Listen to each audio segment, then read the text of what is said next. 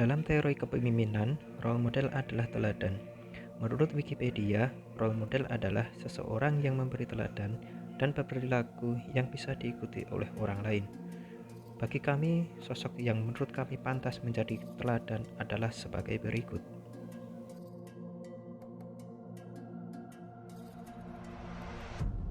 Bapak Burhanuddin Yusuf Habibie atau B.J. Habibie merupakan presiden ketiga di Indonesia. Dalam pemerintahannya bekerja keras untuk bangkit dari krisis moneter. Pak Habibie merupakan lulusan Dr. Insinyur dari Jerman. Dalam kepemimpinannya, beliau sangat toleran. Beliau pulang dari Jerman pada waktu karirnya sukses di Jerman. Meski dari kalangan akademisi, namun beliau mampu masuk ke dalam politik. Kemudian bersama lembaga lainnya bekerja memajukan Indonesia. Bapak Artijo Alkostar merupakan salah satu hakim agung di Indonesia. Dalam karirnya, Bapak Artijo diyakini menjadi hakim yang tidak dapat disogok. Sebagai hakim agung, beliau telah menangani 19.708 perkara.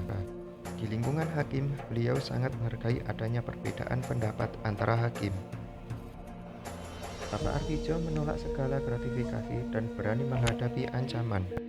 Beliau berani mengeluarkan keputusan khusus dalam kondisi belum ada peraturan perundangan. Bersama rekannya, Bapak Artijo mengawal penegakan hukum di Indonesia. Tokoh berhalak berikutnya adalah Ibu Susi Pujiastuti. Memberi bantuan pelayanan kepada nelayan untuk meningkatkan kesejahteraan adalah bentuk berorientasi pelayanan. Penenggelaman kapal asing yang mencuri ikan merupakan sikap tegas dan akuntabel, kompeten di bidangnya dan mendapatkan penghargaan. Sosok ibu yang harmonis banyak dikagumi oleh banyak orang. Pelepasan lobster di Laut Natuna untuk melestarikan populasi lobster sehingga memberikan nilai yang jauh lebih baik. Adaptif dalam mengkampanyekan pelarangan penggunaan sampah plastik. Ibu Pujiastuti juga berkolaboratif dalam berbagai organisasi. Berikutnya adalah Kiai Haji Abdul Rahman Wahid, senang berorientasi pelayanan dan juga akuntabel dan juga berkompeten di bidangnya dan juga harmonis sesama masyarakat, loyal kepada orang lain, dan juga adaptif melakukan reformasi pada Nahdlatul Ulama. Terakhir, beliau juga sering berkolaboratif untuk kemajuan kedaulatan NKRI. Poin berikutnya adalah akuntabel, yang dimana komitmen ASN bertanggung jawab atas kepercayaan yang diberikan oleh negara dan masyarakat. Berikut perilaku dalam melaksanakan tugas ASN. Yang pertama, memantau di area watchroom untuk kepentingan keamanan penerbangan, dan juga memakai kekayaan dan barang milik negara secara bertanggung jawab, merupakan nilai perilaku afirmasi sikap akuntabel, yaitu bertanggung jawab atas kepercayaan yang diberikan. Poin berikutnya adalah kompeten, yaitu terus belajar dan mengembangkan kapabilitas kita sebagai ASN. Berikut contoh perilakunya. Dengan mengikuti Latsar CPNS 2022 dan meningkatkan kompetensi diri, membantu orang lain belajar dan melaksanakan tugas dengan kualitas terbaik, yaitu merupakan nilai dasar kompeten, yaitu terus belajar dan meningkatkan kapabilitas. Haji Cahyokumolo, sarjana hukum, lahir pada tanggal 1 Desember tahun 1957 di Surakarta, Jawa Tengah.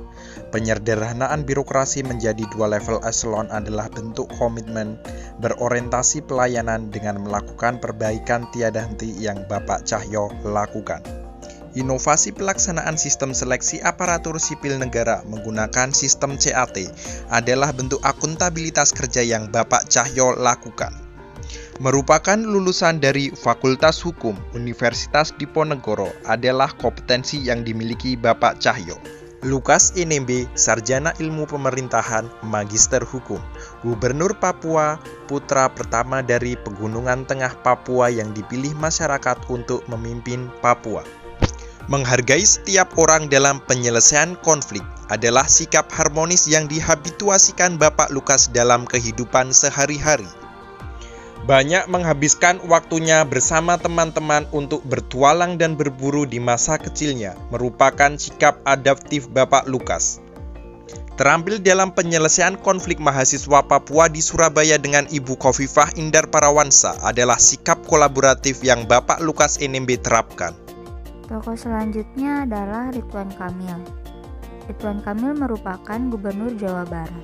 Beliau memiliki nilai-nilai berakhlak. Dapat terlihat dari aktivitas beliau yang terjun langsung ke masyarakat serta mengayomi dengan mengeluarkan program-program seperti Jabar Quick Respon, program layak rawat, dan program-program lainnya. Integritas dan dedikasi tinggi yang beliau miliki selama menjabat sebagai pejabat negara menghasilkan karya-karya untuk wilayah Jawa Barat. Beliau memiliki sifat kompeten, terlihat dengan terpilihnya beliau menjadi wali kota Bandung dan sekarang menjabat sebagai Gubernur Jawa Barat. Pada tanggal 6 April 2021, Pak Ridwan Kamil menggaungkan toleransi dan dialog dengan mengumpulkan tokoh-tokoh lintas agama. Tokoh selanjutnya adalah Najwa Shihab. Najwa Shihab merupakan salah satu jurnalis yang kerap menyuarakan suara rakyat. Beliau lantang menyuarakan keadilan pada kasus-kasus yang melibatkan tokoh-tokoh penting Indonesia dalam acara besutannya, yaitu Mata Najwa. Dalam perjalanan karirnya, Najwa Shihab mendirikan Narasi.tv sebagai rumah produksi bagi acara Mata Najwa dan memproduksi konten jurnalisme lainnya. Beliau pernah berkolaborasi dengan Bukalapak untuk mendorong anak muda beradaptasi dengan perkembangan teknologi, khususnya media digital.